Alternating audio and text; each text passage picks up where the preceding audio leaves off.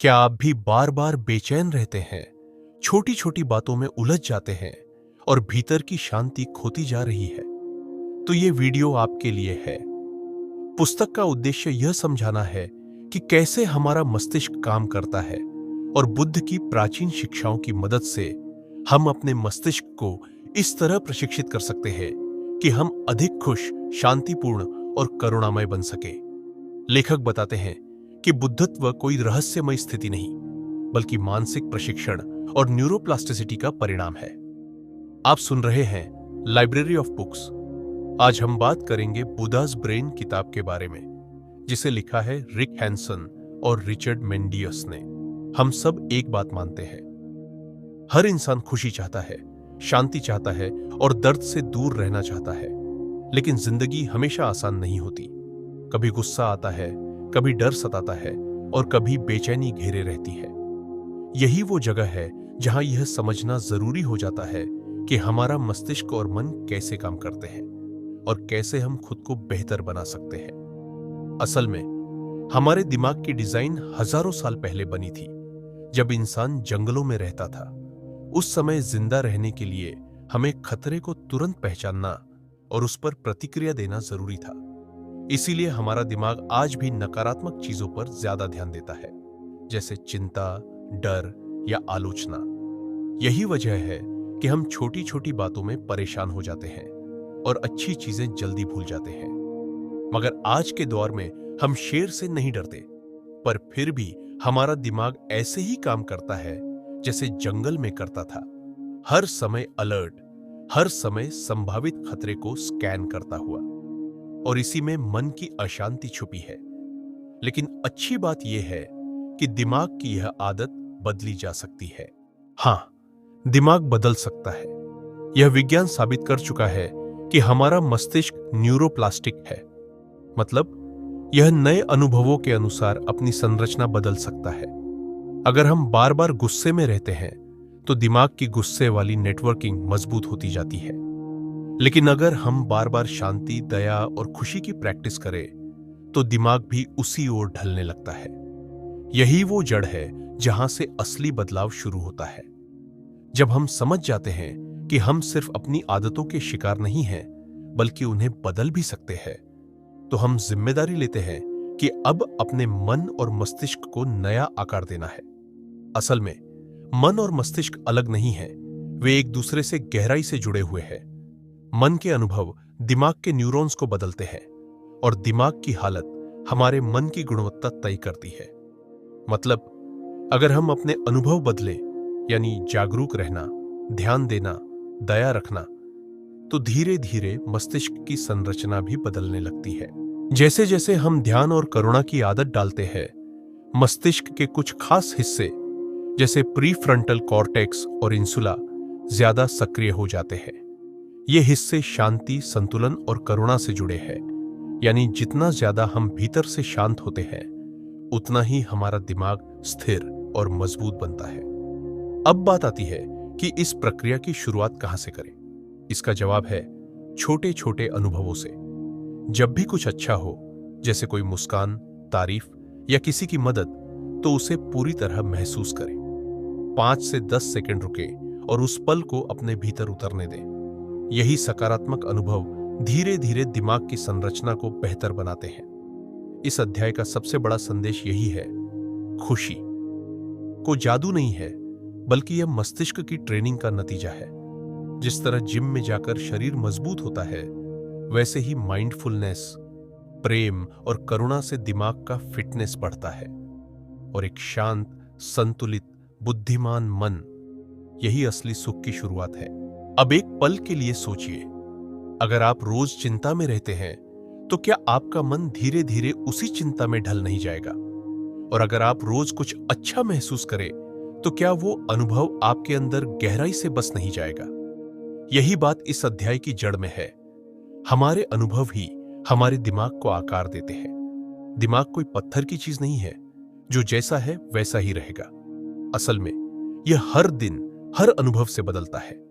इसे कहते हैं न्यूरोप्लास्टिसिटी। मतलब दिमाग में नए रास्ते बन सकते हैं, पुराने रास्ते कमजोर पड़ सकते हैं और नई आदतें नए तरीके से सोचने का हुनर आ सकता है। यह सुनने में जादू जैसा लगता है, पर यह पूरी तरह वैज्ञानिक है। समस्या यह है कि हमारा दिमाग हमेशा बुरे अनुभवों को ज्यादा गंभीरता से लेता है और अच्छे अनुभवों को हल्के में टाल देता है। जैसे किसी ने तारीफ की तो हम 1 सेकंड में भूल गए, लेकिन किसी ने टोक दिया या नाराज हो गया तो हम घंटों सोचते रहते हैं। ऐसा इसलिए क्योंकि दिमाग सर्वाइवल मोड में है।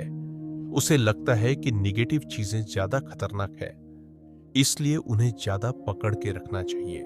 इस आदत से बाहर निकलने का एक तरीका है अच्छे अनुभवों को गहराई से जीना।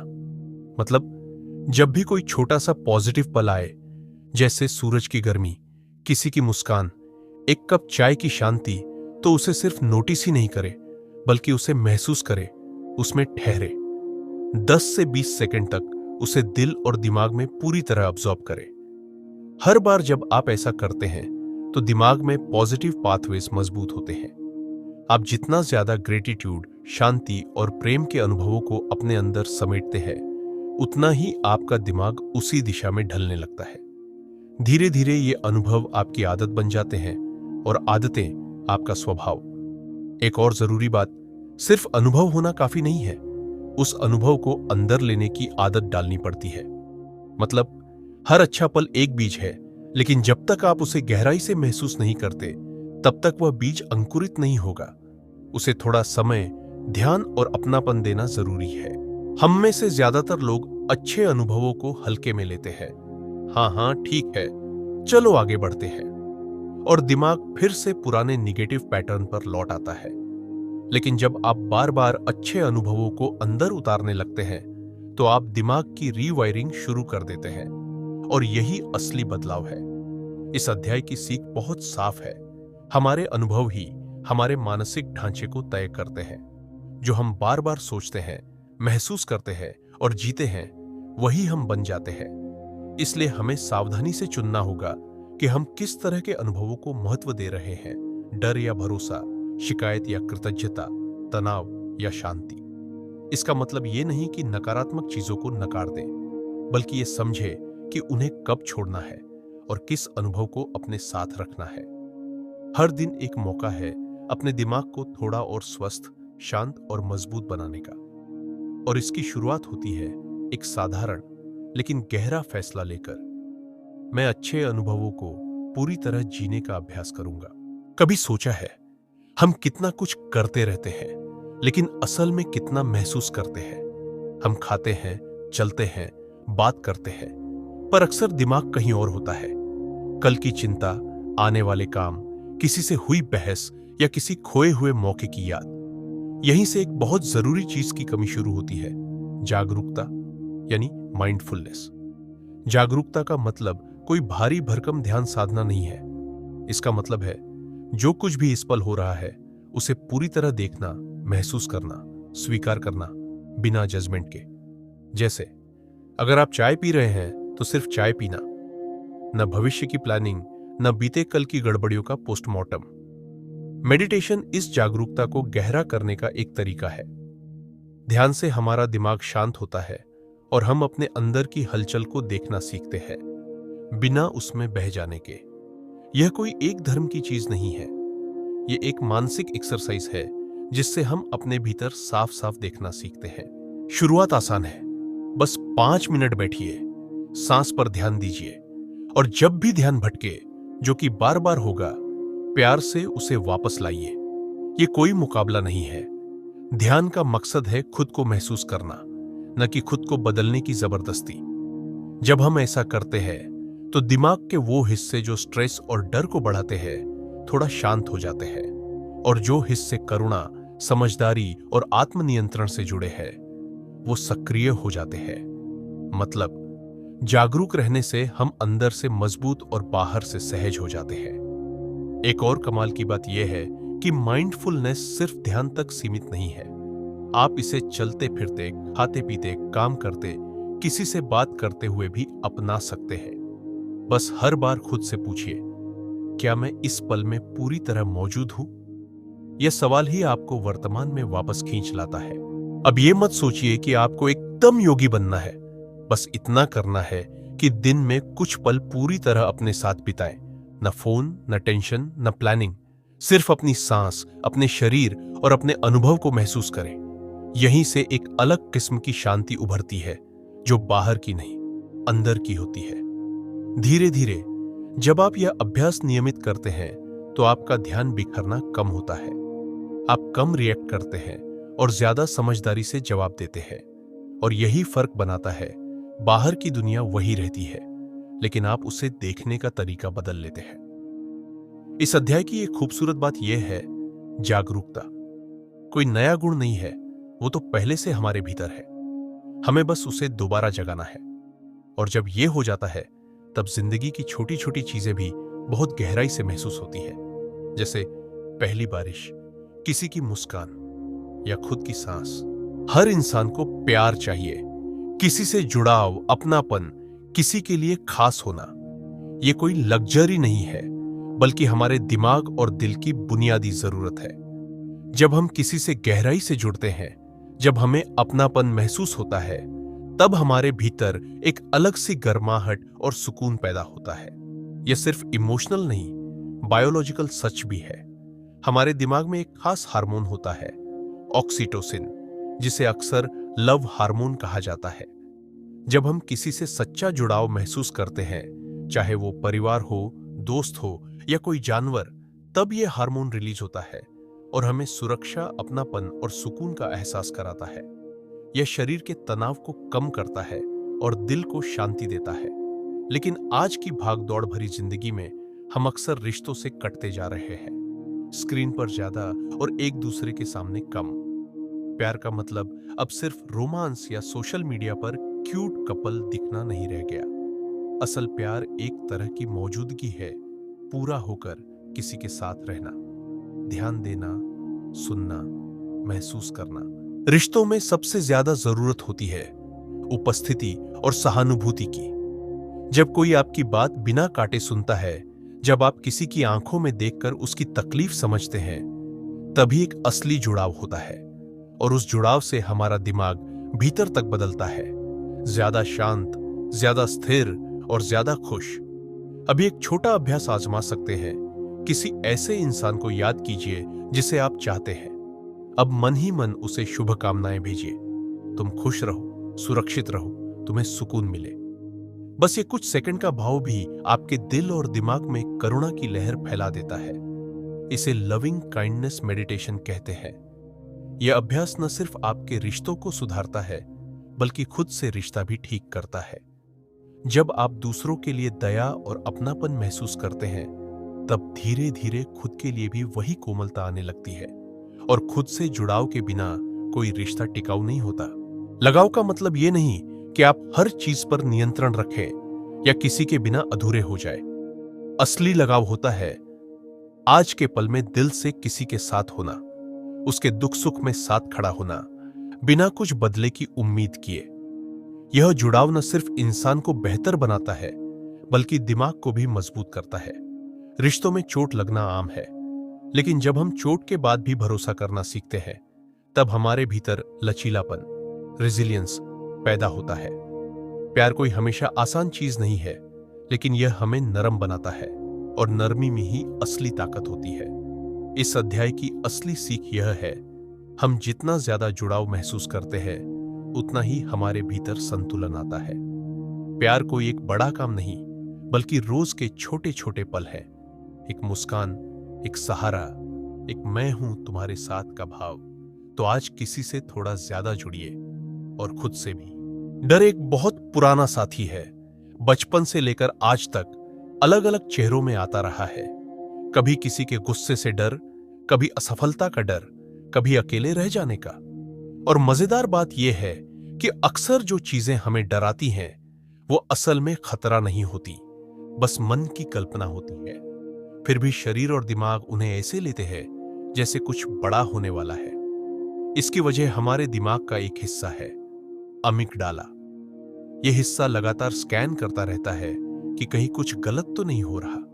और जब उसे लगता है कि कोई खतरा है, चाहे असली हो या बस सोच में, तो वो शरीर को अलर्ट कर देता है। दिल तेज धड़कता है, सांस उखड़ती है और सोचने की ताकत कम हो जाती है। समस्या तब होती है जब ये डर का अलार्म बिना वजह बार बार बजने लगता है। मतलब कोई सीधा खतरा नहीं है, पर दिमाग हर छोटी बात को बड़ा बनाकर पेश करता है। यही से क्रोनिक एंजाइटी या लगातार बेचैनी की शुरुआत होती है और फिर हम हर बात पर घबरा जाते हैं, चाहे वो नौकरी का इंटरव्यू हो या किसी से साफ साफ बात करने का मौका। इससे बाहर निकलने का रास्ता है शांति की आदत डालना। शांति कोई बाहर से नहीं आती, वह भीतर बनाई जाती है। जब आप बार बार ध्यान, गहरी सांस या सिर्फ खुद को समझने का अभ्यास करते हैं तो धीरे धीरे दिमाग को सिखा सकते हैं कि हर अलार्म पर भागने की जरूरत नहीं है। एक आसान तरीका है, जब डर महसूस हो तो खुद से पूछिए, क्या अभी इस पल में मैं सुरक्षित हूं? अक्सर जवाब होता है हां। यह सवाल आपको वर्तमान में खींच लाता है और डर की उस कल्पना से अलग करता है जो दिमाग ने बनाई है। आपका दिमाग शांति को भी सीख सकता है, जैसे उसने डर को सीखा। जितना आप खुद को बार बार सुरक्षित महसूस कराते हैं, उतना ही दिमाग शांत होता है। गहरी सांस, सहनशीलता और खुद से सच्ची बातचीत, ये सब आपके दिमाग के भीतर के डर को पिघलाने लगते हैं। एक और जरूरी बात है, डर को भगाने की नहीं, समझने की कोशिश करें। डर एक मैसेज लेकर आता है कि कुछ आपके भीतर ध्यान मांग रहा है। जब आप डर को दुश्मन की तरह नहीं, बल्कि एक अतिथि की तरह देखते हैं, तो उसमें छिपा हुआ दर्द या जरूरत दिखने लगता है। शांति कोई एकदम से नहीं आती, यह एक अभ्यास है जो रोज होता है। कभी बैठे बैठे सांस को महसूस करना, कभी डर में घिरे किसी दोस्त को गले लगाना और कभी खुद को कहना, जो होगा देखा जाएगा, अभी मैं ठीक हूं। यही छोटी छोटी बातें मिलकर भीतर एक मजबूत नींव बनाती है। इस अध्याय का सार यही है, डर से भागने की नहीं, उसे संभालने की जरूरत है। और जब हम अपने डर को समझना और उसे प्यार से देखना सीख जाते हैं, तो वही डर हमें भीतर से शांत और मजबूत बना देता है। जिंदगी में दो चीजें साथ साथ चलती हैं, भावनाएं और फैसले। कई बार दिल भारी होता है, लेकिन काम करना होता है। कभी अंदर बेचैनी होती है, लेकिन बाहर मुस्कुराना पड़ता है। ऐसे में अगर कोई बात सबसे ज्यादा जरूरी होती है, तो वो है संतुलन। अंदर और बाहर के बीच, सोच और भावना के बीच, रिएक्शन और रिस्पॉन्स के बीच। हमारा दिमाग जब संतुलन में होता है, तो हम बिना बहके हुए चीजों को साफ देख पाते हैं। ये कोई जादू नहीं, बल्कि अभ्यास का नतीजा है। कुछ हिस्से जैसे प्रीफ्रंटल कॉर्टेक्स और इंसुला हमारे सोचने, समझने और खुद को कंट्रोल करने में मदद करते हैं। इन्हें जितना एक्टिव रखते हैं, उतनी ही जिंदगी में स्पष्टता और स्थिरता आती है। संतुलन का मतलब ये नहीं कि आप भावनाएं महसूस न करें। इसका मतलब है भावनाओं में डूबे बिना उन्हें देखना, समझना और संभालना। जैसे कोई गुस्सा आया, डर लगा या दुख हुआ, तो उसे दबाना नहीं, बस ये जानना कि ये है, लेकिन मैं इससे बड़ा हूं। यहां एक चीज और उभरती है, आंतरिक शक्ति। यह ताकत कोई मसल्स वाली बात नहीं है। ये वो साइलेंट पावर है जो कहती है, मैं टूट सकता हूं लेकिन बिखरूंगा नहीं, मैं थक सकता हूं लेकिन रुकूंगा नहीं। यह ताकत पैदा होती है छोटे छोटे धैर्य के पलों से। हर बार जब आप मुश्किल के बीच में टिके रहते हैं, बिना भागे, बिना टूटे, तो आपके भीतर का मस्तिष्क खुद से कहता है, मैं सक्षम हूं। और यह भरोसा धीरे धीरे दिमाग के नेटवर्क में एक स्थायी जगह बना लेता है। यही आपकी रेजिलेंस बनती है, यानी आघातों के बीच भी वापस खड़े होने की क्षमता। इसीलिए रोजमर्रा की जिंदगी में जितना हो सके भावनाओं को नोटिस करें, उन्हें समझे और शांति से रिस्पॉन्ड करें। जब कोई बात परेशान करे, तो तुरंत रिएक्ट करने की जगह एक सांस लें। सिर्फ एक सांस का अंतर ही आपके अंदर की शक्ति को बाहर लाने का मौका देता है। कई बार हम सोचते हैं कि ताकत मतलब कठोर होना है, लेकिन असली ताकत तो वही है जो नरम रहते हुए भी स्थिर रहती है, जो किसी को चोट पहुंचाए बिना खुद को संभाल ले, जो अंदर से डरे हुए होते हुए भी सही बात पर टिका रहे। इस अध्याय का संदेश साफ है, संतुलन कोई अंत नहीं, एक यात्रा है। और आंतरिक शक्ति कोई बड़ी घोषणा नहीं, बल्कि रोज के छोटे छोटे शांत समझदारी वाले फैसलों से बनती है। जितना आप खुद से जुड़ते हैं उतना ही ये शक्ति बाहर भी नजर आने लगती है। तो अगली बार जब मन डगमगाए तो खुद से बस इतना कहिए, मैं हिल सकता हूं लेकिन गिरूंगा नहीं। मैं भावनाओं को देख रहा हूं और मैं इनमें खो नहीं रहा।